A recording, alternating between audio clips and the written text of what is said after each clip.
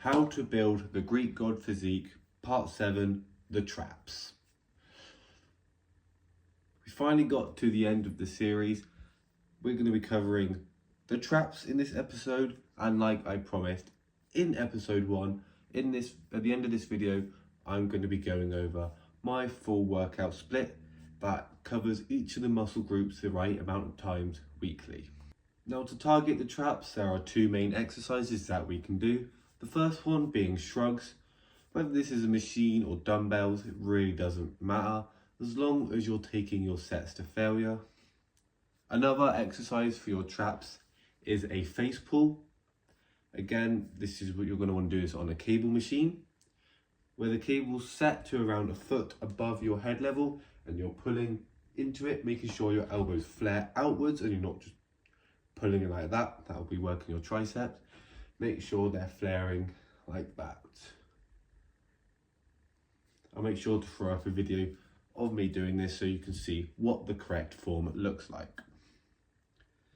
Now for your traps, they are quite a hard muscle group to grow. Similarly with your neck, like I covered in the previous video, they give you that big look when you're wearing a t-shirt. Like I was talking about the sleeper build, where if you've got a big physique, big muscular physique, but you've got a small skinny neck, when you've got a shirt on, you don't look like you actually have that much muscle. When you've built up your neck, when you've built up your traps, you can have hoodies and coats on, but people will see that thick, muscular upper body, like neck and the traps, and they'll go, oh, that guy goes gym, he's got a good physique. Compared to someone who has built that insane physique, but doesn't target their necks or their traps, so they look small up there. Anybody would just walk past them thinking they've got a normal body, even though they don't. We want to hit traps for around 15 sets per week. So say do 8 sets one workout and then do 7 or 8 on the next workout, making sure we're taking all of these sets as close to failure as we possibly can. Make sure that last rep is hell. Why? To cause those micro tears in the muscle, which then get repaired during protein synthesis when we're resting and recovering during our sleep. I would say similar to neck, you want to throw traps in after you've done a back workout, as they're quite similar. The face pull movement does work your upper back and your sort of rear delts as well as your traps.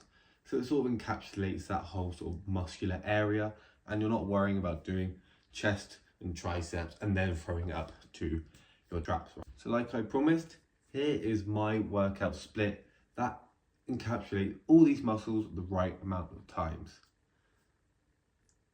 So on Monday, we're going in with a bit of chest and triceps, making sure we obviously emphasize the upper chest through movements such as the incline press on the Smith machine. I like to do some tricep dips as well, as I feel like these really give you a really thick, strong chest, as well as helping you obviously build your triceps. Other exercises I do during my Monday workout is bench press, tricep pushdowns, tricep extensions, chest press, etc, etc.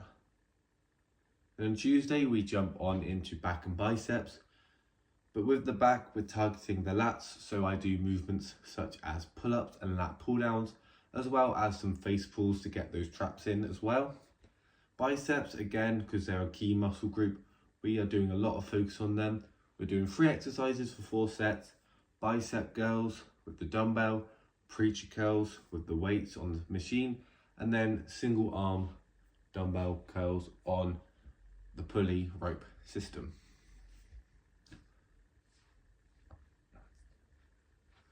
Wednesday is then the dreaded legs. Obviously, we didn't really talk about legs too much in this series, but obviously we still need to cover them because you can't just have chicken legs with a big, strong upper physique. So my leg day, I obviously do the staple exercises such as leg extensions, leg press, squats, hamstring curls, bicep, calf raises. What am I doing? What am I doing? I've lost the plot.